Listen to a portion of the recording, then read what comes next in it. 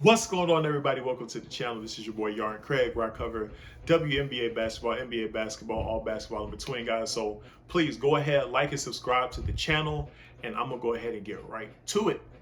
So getting right to it, we got these Las Vegas Aces, and right now they're on a two-game slide. Lost two games back to back for the first time this season, and they lost against decent opponents. They didn't lose against any of the bottom teams in the WNBA. They lost against the Washington Mystics in a very tightly contested game, lost by 1 point, 87 to 86. Jackie Young knocked down a three-pointer towards the end of regulation to send it to overtime, but they couldn't pull it out at the end. And then in the Chicago Sky game, that one was a bit of a different story, where they scored the most points in the first quarter in WNBA history, 41, and they even held a lead of up to 28 points. But they ended up losing and blowing the game, giving the Chicago Sky the victory. But not only that, a place in the record books is having the biggest comeback ever in a WNBA game. That's not a good look for your number one team. So I'm trying to figure out, should this Las Vegas Aces team kind of be put on alert now that they've lost two games? Or is it just one of those things where it's kind of like, it's a long season and you lose two or three in a row from time to time? This is my take. Neither one of these are games that the Las Vegas Aces really should have lost. Why?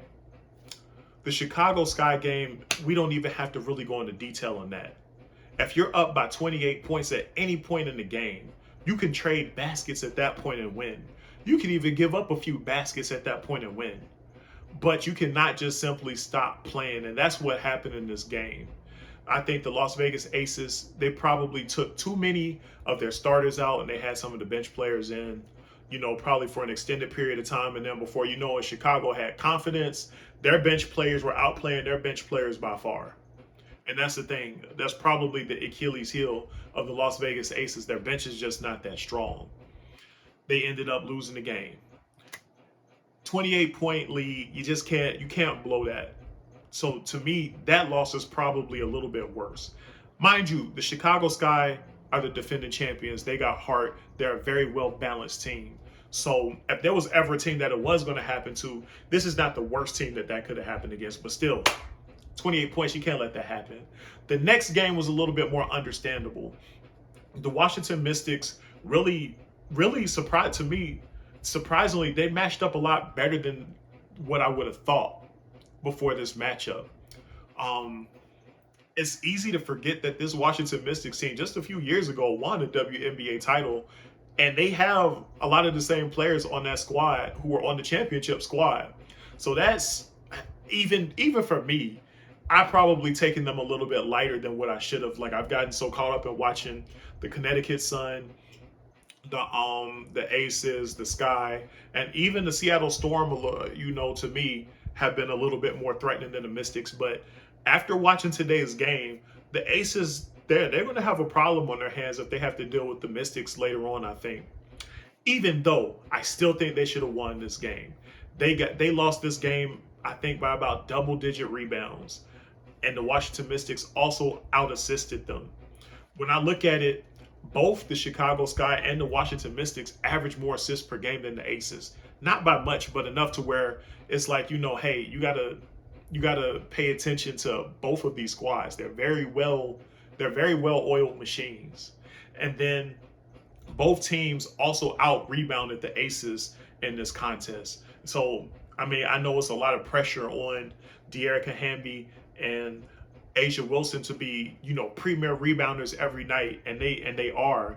But it is a lot to ask, especially when it's like your bench is just not giving you that much, give you that many quality minutes. So I think that could potentially be an Achilles heel for them. So I think that these two losses are,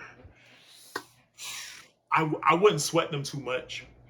But you definitely have to take away key learning experiences from them, because both of these teams are very sharp teams and potentially title contending teams, especially the Chicago Sky, because they're the defending champions, so you can't underestimate them. and likely they're probably on the collision course with the Chicago Sky for the Commissioner's Cup championship, and then of course potentially the WNBA championship. I still think the Aces are the best basketball team in the WNBA, but that gap is definitely shortening as the Chicago Sky are 12-5 right now, or 12-6, one of them, and the Connecticut Sun I think are like 12-7 or 12-6. Either way, they're both kind of in that same sort of ballpark, and the Las Vegas Aces sit at 13-4. So that gap is not as wide as it was before between, that the next little tier of teams in the standings. So tell me, what do you guys think? Do you think that the Aces should panic? Do you think that there's need for concern? Do they need to change something up, seeing that they lost two back-to-backs against contending teams?